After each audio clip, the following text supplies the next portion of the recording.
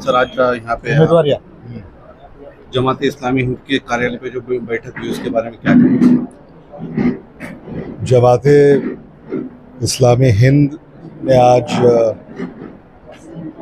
भारत देश में जो चुनाव होने जा रहे हैं उसके मद्देनज़र एक चर्चा रखी और देश के जो हालात हैं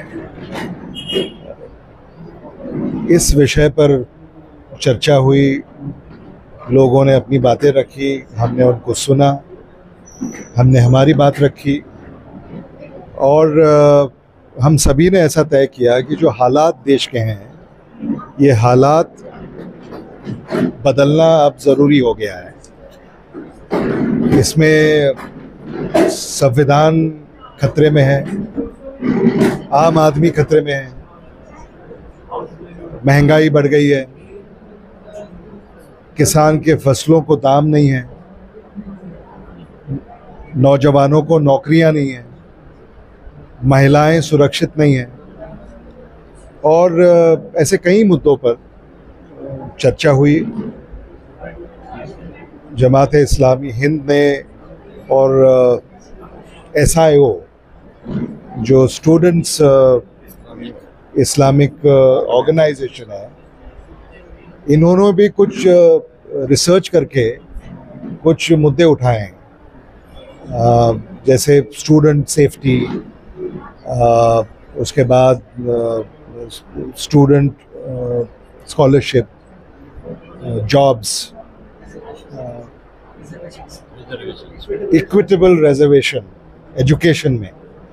तो ये सारी नई सोच है और ऐसा लगता है कि जो नौजवान हैं अब इनकी ये ज़रूरतें बन गई हैं और कांग्रेस पार्टी के प्लेटफॉर्म पे ये सारे मुद्दे हम रखेंगे और हमारे नेता राहुल गांधी जी, इनसे हम चर्चा करेंगे, मल्लिकार्जुन खड़गे जी से हम चर्चा करेंगे और पूरे हिंदुस्तान में सबको साथ लेकर अगर चलना है तो सबके विचारों को भी लेकर आगे चलना पड़ेगा। तो ये काम आने वाले दिनों में हम करेंगे। सर आपने संविधान पे वार ये जो आपने स्टेटमेंट दिया उसको ज़रा इलाबोरेट कीजिए। अब देश भर में लोगों में ये चर्चा है कि संविधान में जो बदलाव किए गए हैं पिछले 10 साल में वो पिछले 70 साल में नहीं किए गए।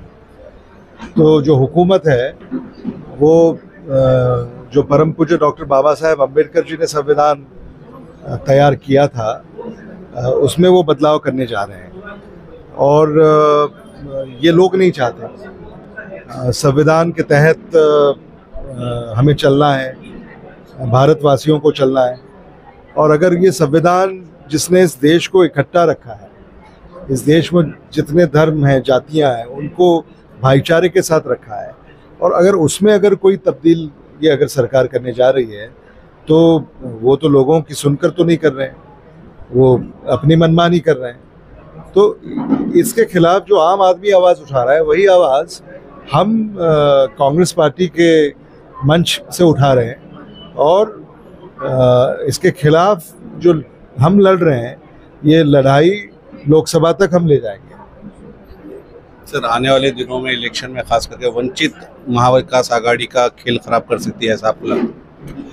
मुझे नहीं लगता। वैसे तो प्रकाश अम्बेडकर जी महाविकास आघाड़ी के साथ आए, ऐसी हमारी कोशिश थी और अब वो शायद समय निकल चुका है, लेकिन मुझे ऐसा लगता है कि इस देश में इन चुनाव में जो हालात बदल सकता है ऐसे ही गठबंधन को लोग मौका देंगे या वोट करेंगे।